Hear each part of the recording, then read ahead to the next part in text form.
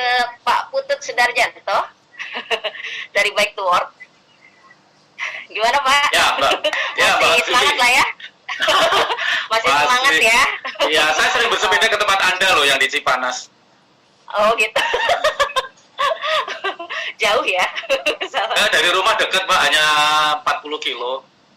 40 kilo ya. Kalau bekerja sendiri itu berapa kilo Pak biasanya? Aku dari rumah ke kantor aku 24,5. Jadi pulang pergi aku dapat 50 km per minggu 3 sampai 4 kali. Kalau tahun-tahun kemarin saya setiap hari, tapi 2020 ini belum bisa setiap hari karena ada beberapa hal yang aku nggak bisa bawa dengan sepeda. Jadi tapi aku usahakan paling tidak 3 sampai 4 kali dalam seminggu aku bersepeda ke kantor aku. Oke, siap. Semoga selalu sehat ya Pak ya. Amin. Nah, kalau dari Bike to Work sendiri, Ya. kan pasti juga sudah berjuang nih Pak. Ya. udah cukup lama berjuang gitu. Sebenarnya apalagi sih yang dituntut dari kita masyarakat Indonesia, terutama para pesepeda gitu kan.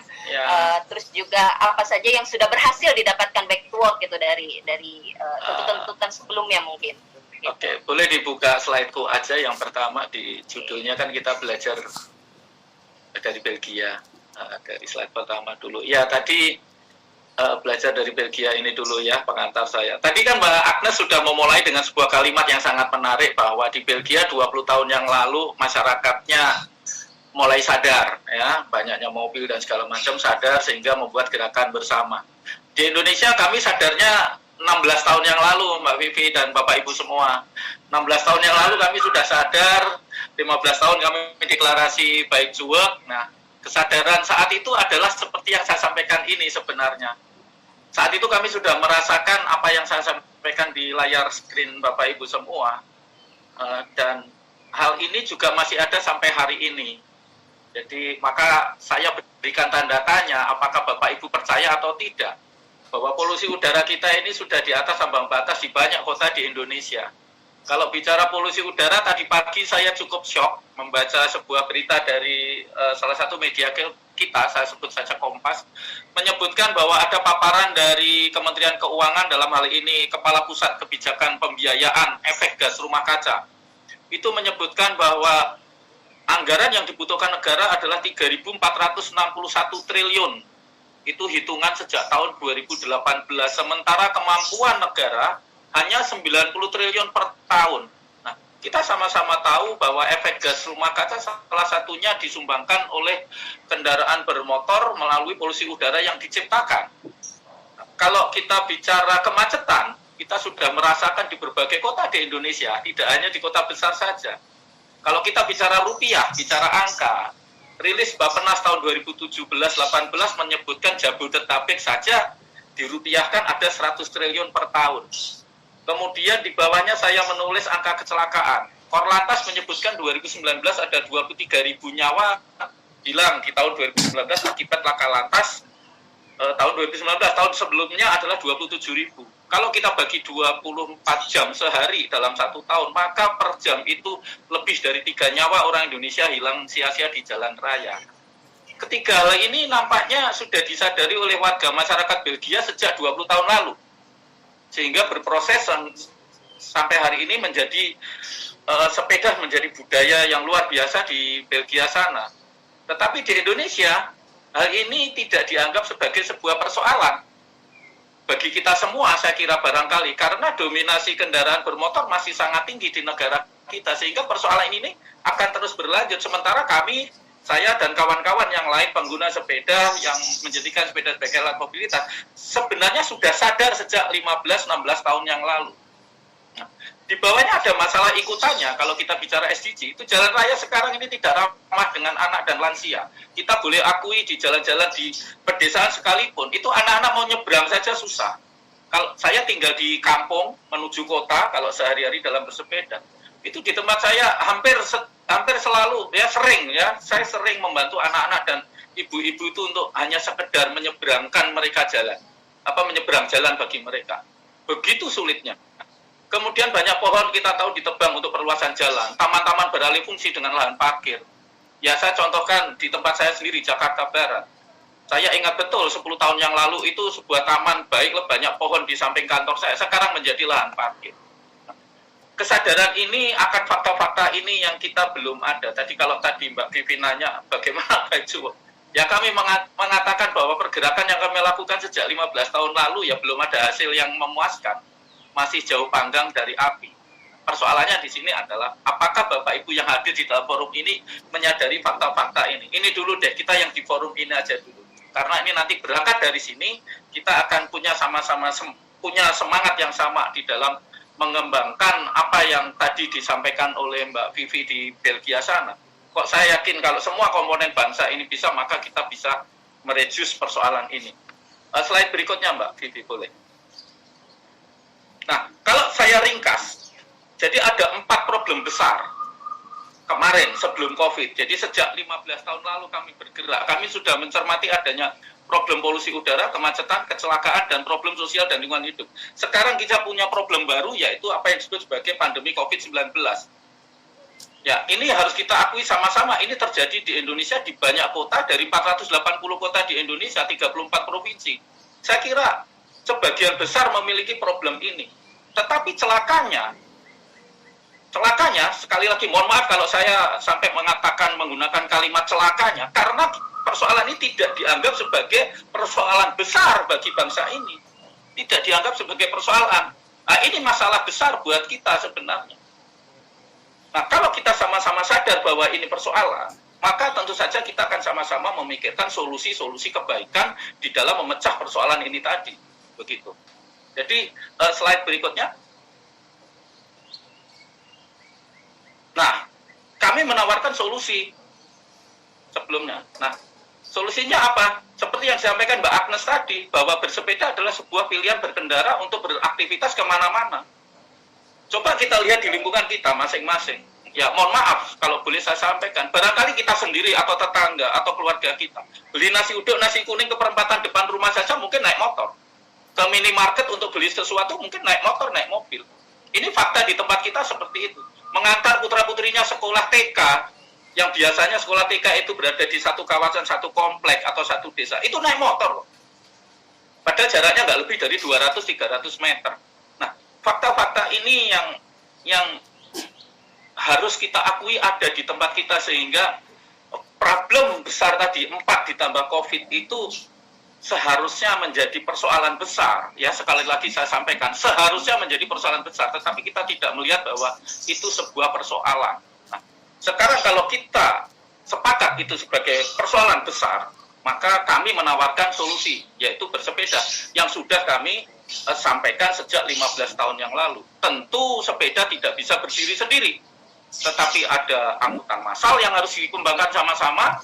Ada fasilitas untuk pejalan kaki, yaitu trotoar yang aman dan nyaman, yang penuh berkeselamatan, sehingga 3 moda transportasi ini bisa menjadi solusi bersama-sama untuk menjadikan kota-kota di Indonesia adalah kota yang sehat, ya, menjadikan kota yang sehat. Maka dalam kesempatan ini, ya sekaligus saya mengajak Bapak Ibu semua, barangkali yang belum, ayo kita sama-sama berani mengurangi ketergantungan kita di dalam penggunaan kendaraan bermotor pribadi. Persis seperti apa yang Agnes sampaikan tadi di Belgia sana. 20 tahun yang lalu mereka berani mengurangi ketergantungan terhadap penggunaan kendaraan bermotor. Ada atau tidak ada fasilitas saat itu. Sehingga menggugah pemerintah untuk memberikan fasilitas untuk pengguna sepeda. Jadi persoalannya sekarang ini kan sepedanya berapa? Baru saya buatin jalur sepeda kan begitu. Mau ayam dulu atau telur dulu. Tetapi fakta di Belgia kan difasilitasi dulu. Sehingga banyak orang yang mau menggunakan sepeda, mau naik angkutan umum, dan mau jalan kaki. Nah, itu ya. Oke, ya. Lanjut saya sampaikan sebuah. Gimana Mbak?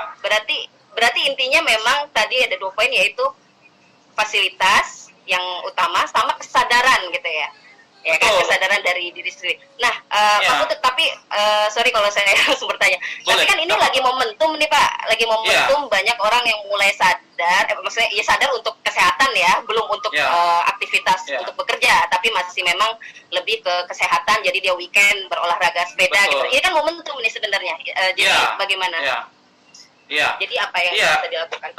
Ya, jadi ini momentum yang sangat baik untuk menggugah kesadaran masyarakat semua begitu. Jadi kalau saya dan kawan-kawan yang selama ini sudah menggunakan sepeda, itu kan selalu berpikir bahwa ada atau tidak ada fasilitas kami tetap bersepeda karena kami tahu manfaat yang kami dapat. Ya, kami tahu manfaat yang kami dapat baik untuk individu maupun untuk lingkungan maupun untuk bangsa. Kami paham betul manfaat itu. Makanya ada atau tidak ada fasilitas kami akan tetap bersepeda sampai kapanpun. Saya pribadi juga demikian. Tetapi banyak orang di luar sana tidak berani bersepeda karena tidak ada fasilitas yang mendukung keselamatan mereka bersepeda. Ini problemnya. Karena tidak ada political will yang kuat dari pemerintah kita. Mohon maaf, di sini ada Pak Budi, barangkali nanti juga bisa menyampaikan. Saya harus sampaikan ini fakta kan. Kita punya 480 kota lebih di Indonesia. Berapa banyak jalan rayanya yang memiliki jalur sepeda? Berapa banyak gedung-gedung pemerintahan, gedung-gedung umum yang ada parkiran sepeda? Berapa banyak jalur sepeda yang terproteksi dengan baik? Saya kira tidak banyak. Jakarta saja baru 63 km. Oplak Baiklen itu aja diributkan oleh banyak orang, termasuk institusi pemerintah sendiri. Ini fakta yang harus kita hadapi. Maka ya saya mengajak kawan-kawan semua, ada atau tidak ada fasilitas, ya kita tunjukkan bahwa bersepeda itu adalah sebuah solusi di samping angkutan massal dan jalan kaki. Itu Mbak Vivi. Nah, lalu bagaimana caranya? Nah, ini di video berikutnya yang saya akan sampaikan. Boleh dibuka videonya. Ya. Sebelumnya Mbak, video pertama. Ya, ini boleh diklik ya suaranya. Ya, bersepeda apapun itu butuh butuh keselamatan. Butuh keselamatan. Nah, keselamatan itu bisa kita dapatkan kalau kita di jalan raya ada fasilitas, tentu jalur sepeda harapannya, jalur sepeda, lajur sepeda, atau rute bersepeda yang aman untuk semua pengguna sepeda. Kemudian di titik pemberhentian. Jadi kalau ada jalur sepeda saja, tidak ada fasilitasnya, misalnya fasilitas parkir yang baik, yang aman gitu, kemudian fasilitas ganti baju misalnya, ya ini semua terkait sehingga fasilitas-fasilitas itulah yang mendorong orang untuk lebih mudah lagi bersepeda gitu Mas. Karena kita tahu bahwa sesungguhnya bersepeda adalah sebuah solusi untuk berbagai persoalan perkotaan, tidak hanya COVID saya kira, tapi persoalan polusi udara, persoalan kemacetan, tingginya angka kecelakaan lalu lintas. Kalau kita sinergiskan antara sepeda dan trotoar yang baik, saya kira 3 hal ini bisa membantu 3 persoalan besar tadi plus penyebaran COVID gitu. Nah, persoalannya adalah angkutan umum kan sekarang dibatasi, maka bersepeda adalah solusi yang paling baik di dalam mencegah penyebaran COVID ini. Ya, saya kira cukup jelas paparan saya tadi ya. Boleh saya lanjutkan di video berikutnya. Ini sedikit menyinggung, mohon maaf Pak Budi, sedikit mengkritisi kebijakan dari Hubdat. Ya Pak, mau nggak Pak? Ya, ini bukti cinta kami terhadap Hubdat Pak. Bike to Work Indonesia Putut Sudaryanto tak menyangka selama ini ia dan kawan-kawannya menanti hadirnya payung hukum bagi pesepeda. Namun ia melihat kebijakan itu akan menjadi sia-sia jika hanya sebatas aturan baku. Karena bisa jadi aturan itu akan sulit diterapkan pada semua pengguna sepeda di penjuru wilayah. Kita mesti lihat, yang dibutuhkan kita itu sebenarnya adalah bukan aturan-aturan untuk perlengkapan ini itu betul lah, untuk aspek keselamatan betul. Tetapi yang jauh lebih penting adalah jalur sepeda yang terproteksi. Itu yang paling penting. Jadi kalau dalam hierarki keselamatan, itu APD, alat pelindung diri, itu kan paling bawah sebenarnya. Paling atas adalah infrastruktur dulu. Pengguna sepeda ini kan macam-macam. Itu yang harus diperhatikan oleh teman-teman di pemerintah. Ada abang cilok, ada teman-teman yang menjual kopi keliling, ibu-ibu jualan jamu. Para pedagang yang mencari rezeki dari jalan raya kan banyak menggunakan sepeda. Yang dibutuhkan mereka adalah jaminan keselamatan di jalan raya. Gitu. Ya jangan sampai kita bersepeda kayak mau perang. Mohon izin Pak Budi. Jadi bahwa yang ingin saya sampaikan bahwa pengguna sepeda itu tidak hanya teman-teman yang berangkat ke kantor, tidak hanya teman-teman yang berolahraga sepeda, tetapi ada ada bapak ibu yang lain yang menggunakan jalan raya untuk mengais rezeki. Nah, ini juga mereka butuh keselamatan yang terjamin oleh negara. Nah, saya kira tidak hanya tanggung jawab Pak Budi saja, tapi tanggung jawab kita semua untuk menciptakan jalan raya yang berkeselamatan. Betul, pemerintah harus menyiapkan fasilitas ini itu, tetapi ya kita sebagai masyarakat tentu juga harus memiliki awareness yang luar biasa, sehingga pada saat titik tertentu kita sama-sama bisa mengatakan bahwa jalan raya di Indonesia ini adalah aman, nyaman, dan menggembirakan bagi semua penggunanya. Ya, Mbak Vivi, saya boleh sedikit menyampaikan ke teman-teman ya apa yang kami lakukan belakangan ini. Jadi ini sekedar sharing saja, barangkali Pak Bibi juga mengikuti, Mas Joko juga.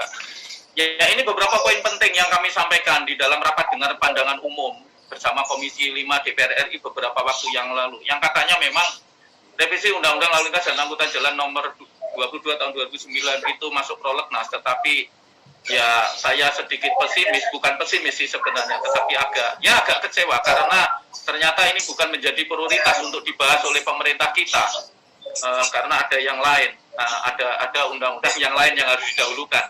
Nah, artinya apa? Bahwa persoalan-persoalan yang tadi saya sampaikan itu ternyata betul-betul tidak dianggap sebagai sebuah persoalan. Ya, dimulai dari legislatif juga, ya eksekutif kan akan menjalankan kalau legalnya juga jelas. Nah, ya kan, ini fakta gitu, bahwa dalam prolegnas kita di nomor sekian kan gitu sepeda ini. Nah, ini poin-poin yang kami sampaikan ketika RDPU bersama teman-teman Komisi 5 DPR RI, yaitu yang pertama adalah kita menguatkan melengkapi pasal-pasal yang terkait dengan aktivitas bersepeda, yaitu di dalam pasal 1 ayat 8, pasal 25 ayat 1, kemudian pasal 45, pasal 62, 106, 108, 123, dan pasal 284.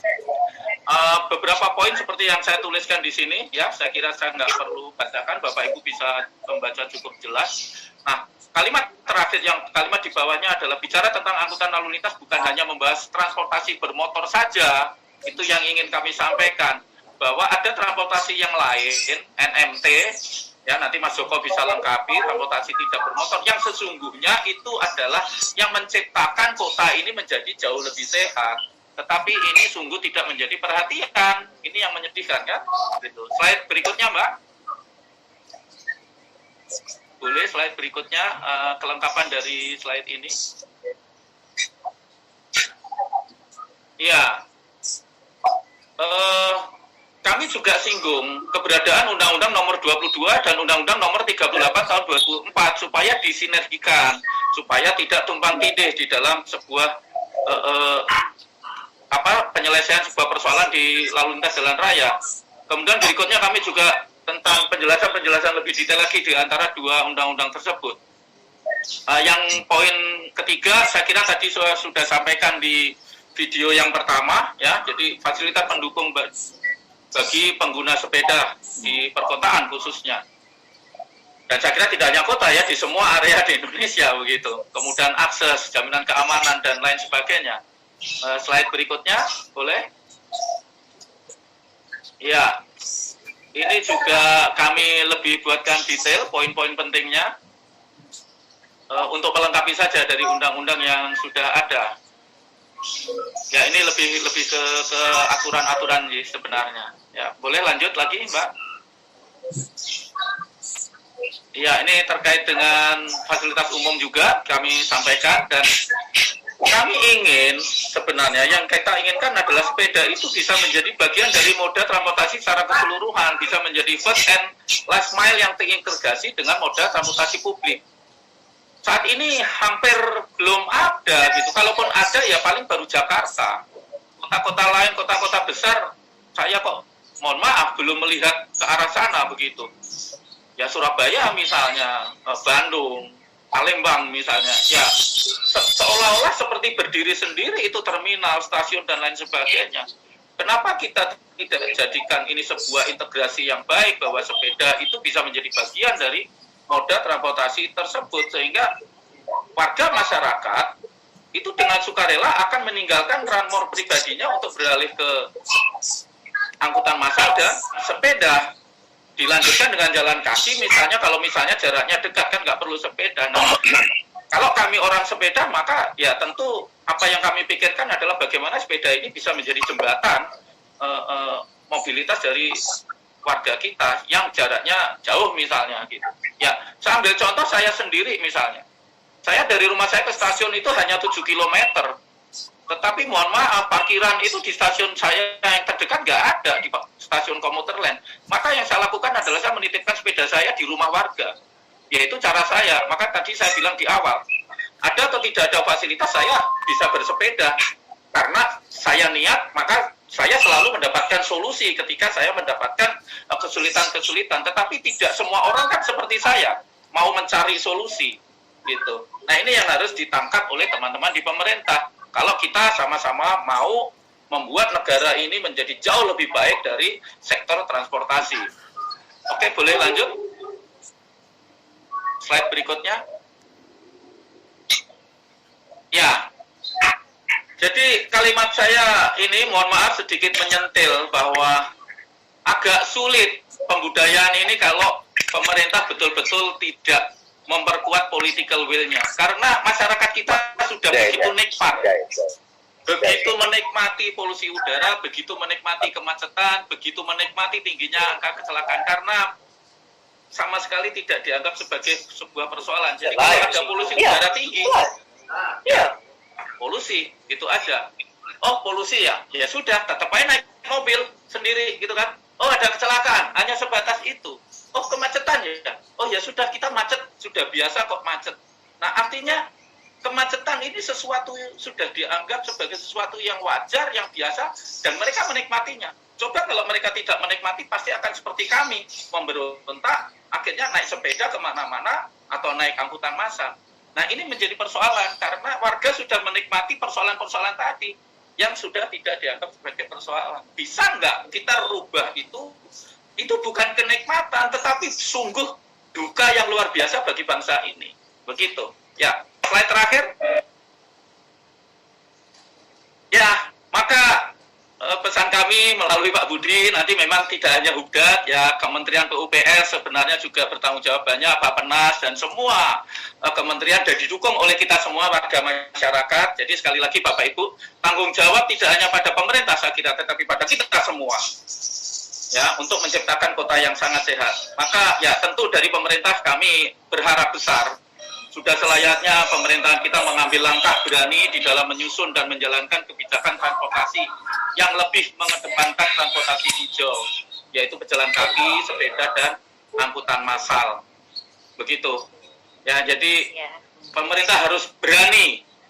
Saya katakan berani, kenapa? Mohon maaf Pak Budi, sekali lagi, saya melihat pemerintah tidak berani mengedepankan ini. Beraninya hanya mengedepankan kebijakan, fasilitas untuk kendaraan bermotor pribadi. Contohnya apa? Setiap ada macet yang dipikirkan adalah nambah jalan, panjangin jalan, bangun jalan layang. Betul begitu kan? Macet lagi, tambahin jalan layang lagi, macet lagi. Oh, mau sampai kapan? Nggak akan selesai. Gitu. Tetapi cobalah, berani. Potong seperti tadi Belgia. Kurangi untuk transport pribadi. Tadi Belgia kan dikurangi. Sepeda dan angkutan massal yang diperbanyak. Berani nggak di situ? Nah, ini yang kami harapkan. Jadi, ayo sama-sama kita bangun negara kita di dalam menyongsong 75 tahun Republik ini. Ya, slide terakhir, Mbak. Penutup dari saya dalam rangkaian diskusi ini. Dan kami para pesepeda yang ada di Indonesia, mau gowes aja susah, apalagi dapat duit seperti Mbak Agnes tadi.